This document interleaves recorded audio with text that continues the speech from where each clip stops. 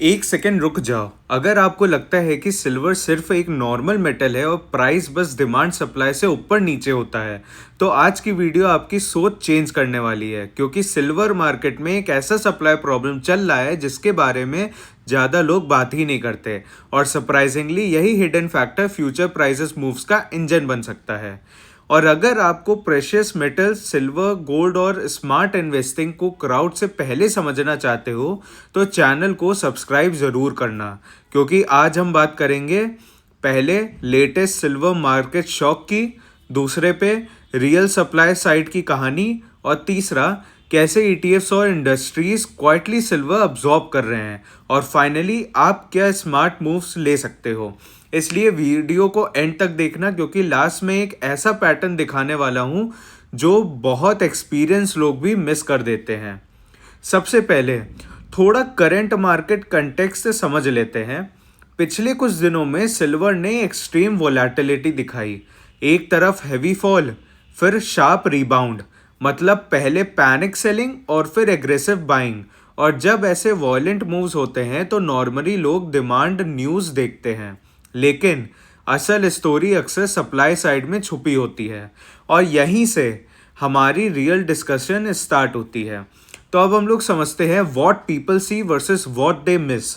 देखिए, जनरली जब सिल्वर की बात होती है लोग solar demand, DV demand, inflation hedge, ये सब डिस्कस करते हैं, और बिल्कुल करना भी चाहिए। लेकिन और ये इम्पॉर्टेंट है, जो चीज़ हेडलाइंस में नहीं आती वो है actual available supply cushion. Simple words में, मार्केट में जो सिल्वर फिजिकली अवेलेबल है वो कितना है और कितना लॉक हो चुका है, ये ज़्यादा क्रिटिकल मेट्रिक है। Mining versus recycling. अब यहाँ दो मेजर सोर्सेज आते हैं, माइनिंग और रिसाइकलिंग। पहले माइनिंग की बात करें तो सिल्वर मोस्टली बाय प्रोडक्ट होता है कॉपर और गोल्ड माइनिंग का। मतलब silver production directly silver demand में डिपेंड नहीं करता, बल्कि दूसरे मेटल्स पे डिपेंड करता है। तो अगर कॉपर माइनिंग स्लो हुई, सिल्वर सप्लाई भी इनडायरेक्टली इम्पैक्ट होती है। दूसरी तरफ रिसाइकलिंग। लोग सोचते हैं कि जब प्राइस बढ़ेगा तो स्क्रैप मार्केट फ्लड हो जाएगा, लेकिन रियलिटी थोड़ी डिफरेंट है। इंडस्ट्रियल सिल्वर जैसे सोलर पैनल्स और इलेक्ट्रॉनिक्स प्रोडक्ट्स में लॉक हो जाता है सालों के लिए। मतलब वो इमिजिएटली रिसाइकिल लूप में वापस नहीं आता, और जब रिसाइकलिंग स्लो हो तो सप्लाई बफर पतला हो जाता है। Why this matters? Flow bridge. अब नेचुरली क्वेश्चन आता है, इससे फ़र्क क्या पड़ता है? फ़र्क ये पड़ता है, जब डिमांड स्टेबल हो या ग्रो करे और सप्लाई कुशन पतला हो तो मार्केट थिन हो जाता है, और थिन मार्केट में प्राइस मूव्स सॉफ्ट नहीं एक्सप्लोसिव होते हैं। यानी छोटा सा बाइंग प्रेशर भी बड़ा प्राइस स्पाइक क्रिएट कर सकता है। ईटीएफ एब्जॉर्प्शन, स्मूथ एंट्री देखते हैं। अब इस पिक्चर में एक और साइलेंट प्लेयर एंटर होता है, ईटीएफ्स। जब large silver ETFs physical silver buy करते हैं तो वो मेटल डायरेक्टली वॉल्ट में चला जाता है। मतलब ओपन मार्केट से अवेलेबल क्वांटिटी कम हो जाती है, और इंटरेस्टिंगली रिटेल इन्वेस्टर्स को लगता है कि ईटीएफ सिर्फ पेपर प्रोडक्ट है, लेकिन रियलिटी में large ETFs actually physical silver hold करते हैं। तो जब ईटीएफ्स इन्फ्लोज बढ़ते हैं, अवेलेबल सप्लाई क्वाइटली श्रिंक होती है। अब अगर इसको रीसेंट प्राइस एक्शन के साथ कनेक्ट करें तो आपने देखा होगा कि फेब के स्टार्टिंग डेज में सिल्वर में सडन रिबाउंड आया। ये नॉर्मली तब होता है जब शॉर्ट पोजीशंस अनवाइंड होती है और बार्गेन बायर्स एग्रेसिव हो जाते हैं। लेकिन, और ध्यान से सुनो, ऐसे रिबाउंड्स तब और तेज होते हैं जब अंडरलाइंग लिक्विडिटी थिन हो। Industrial demand. चलिए एक रियल वर्ल्ड एग्जाम्पल लेते हैं, सोलर इंडस्ट्री। हर सोलर पैनल में सिल्वर पेस्ट यूज़ होता है। कंपनीज ट्राई कर रही हैं कि सिल्वर यूसेज कम करने की, लेकिन टोटल इंस्टॉलेशन इतनी फास्ट ग्रो कर रही है कि नेट डिमांड फिर भी सिग्निफिकेंट है। मतलब पर पैनल यूसेज थोड़ा कम, पर पैनल्स की क्वांटिटी ज़्यादा। Net effect, demand sticky. अब देखते हैं हु विंस हु लूजेस। अब यहाँ इंटरेस्टिंग डिवाइड आता है। शॉर्ट टर्म ट्रेडर्स वोलेटिलिटी से प्रॉफिट बना सकते हैं। इंडस्ट्रियल बायर्स स्क्वीज फील करते हैं और लॉन्ग टर्म इन्वेस्टर्स अगर बिना अंडरस्टैंडिंग एंटर करे तो इमोशनल डिसीजंस ले सकते हैं। इसलिए स्ट्रैटेजी नॉलेज के बिना इनकम्प्लीट है।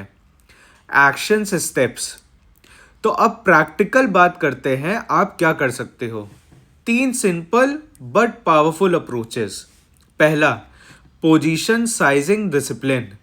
दूसरा, स्टैगर्ड बाइंग, एक साथ लंप सम नहीं। तीसरा, सप्लाई मैट्रिक्स फॉलो करो, inventories, ETF holding, survey reports. Knowledge is equal to risk control. अब मैं आपको एक ऐसा कॉन्सेप्ट बताता हूँ जो रेयरली एक्सप्लेन होता है अबव ग्राउंड स्टॉक्स। ये वो सिल्वर है जो ऑलरेडी माइंड है और वोल्ट्स ईटीएफ्स वेयर हाउसेस में पड़ा है। यही रियल बफर है। अगर ये बफर श्रिंक करे तो मार्केट रिएक्शन एम्पलीफाई होता है।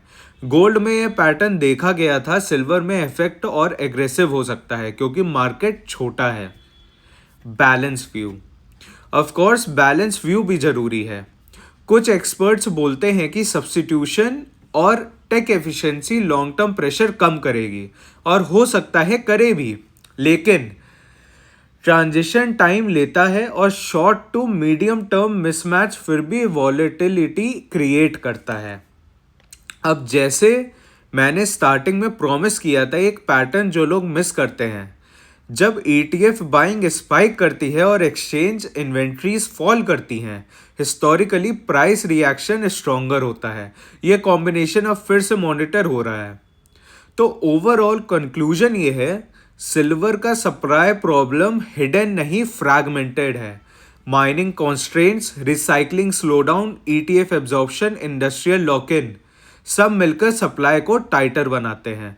इसलिए स्मार्ट इन्वेस्टर पैनिक नहीं करता, प्रिपेयर करता है। अगर आप यहाँ तक देखे हो तो कमेंट में लिखो सप्लाई मैटर्स। मैं समझ जाऊंगा कि आप रियल व्यूअर हो। और स्क्रीन पे जो नेक्स्ट वीडियो आ रही है उसमें मैंने एक्सप्लेन किया है कैसे ETFs क्वाइटली मेटल को मार्केट से हटा देते हैं। वो वीडियो इस टॉपिक का नेक्स्ट लेवल है, उसको भी देखो।